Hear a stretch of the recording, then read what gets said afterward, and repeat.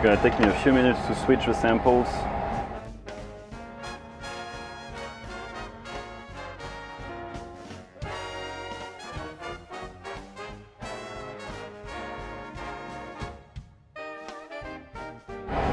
So you ready? Yes. So we are measuring aluminum, manganese and iron here right now, and the whole technique is based on what they call flow injection analysis. So we do all the sample manipulation in this clean hood right here, and what this does, it's simply blowing clean air. So it's, it takes air from the van, goes through a filter, and it blows clean air inside, so like no particles or anything like that can come into this area. So we keep it very clean that way. So if you look at the whole setup, it looks very complicated, but in principle it's actually quite simple. So all we do is that the samples are located right here, and we simply aspirate one sample through these lines. It goes through here, and then along the way it's going to mix with reagents, buffer and all that, and goes to the detector, which are all right over here. So that's the detector for iron, manganese and aluminum. And so as the sample flows through, it's going to mix with reagent and form a color that we're measuring. So the way we detect iron, manganese and aluminum is simply that the sample is going to react with an organic compound and it makes a color, and we're going to measure the intensity of this color.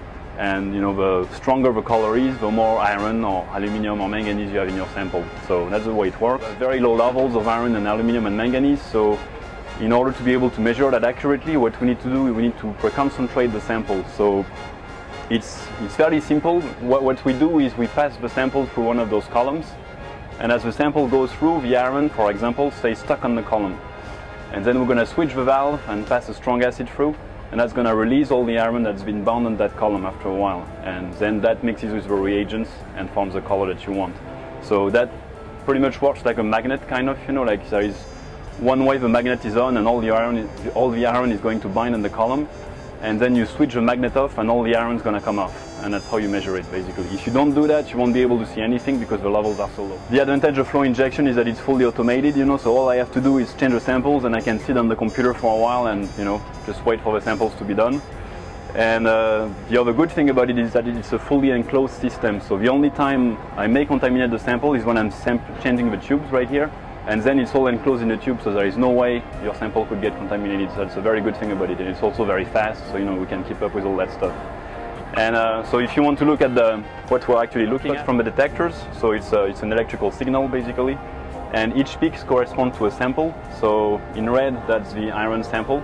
So as you can see, they go slightly higher at this station right here, and in blue is the aluminum. So that's iron and aluminum right here.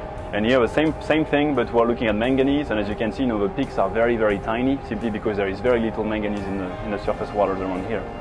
So, and then all we do is we integrate those peaks, so we just take a point from here to here and measure the peak height, and the peak height is proportional to the concentration of iron or aluminum in your sample.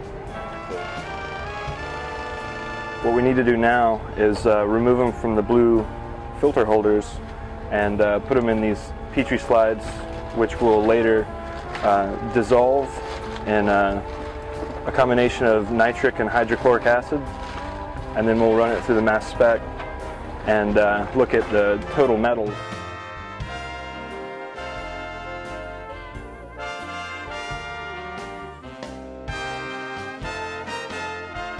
So here's a solution of ultra pure water with some ammonia added to it to raise the pH, because we don't want the pH lower than seawater. If it is lower, then it could potentially dissolve the metals that we want to measure later.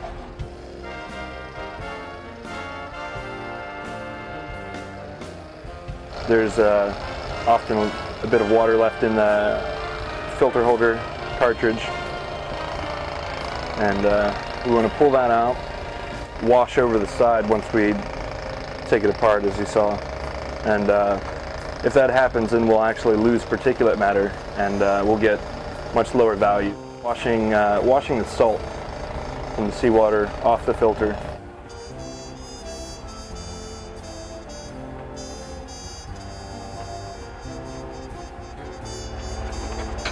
If you look closely, you can see the pattern that's formed from the cartridge holder where there's a little bit of residue.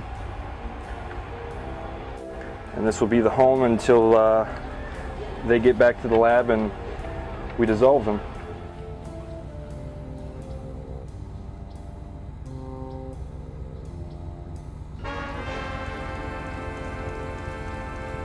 We rock you.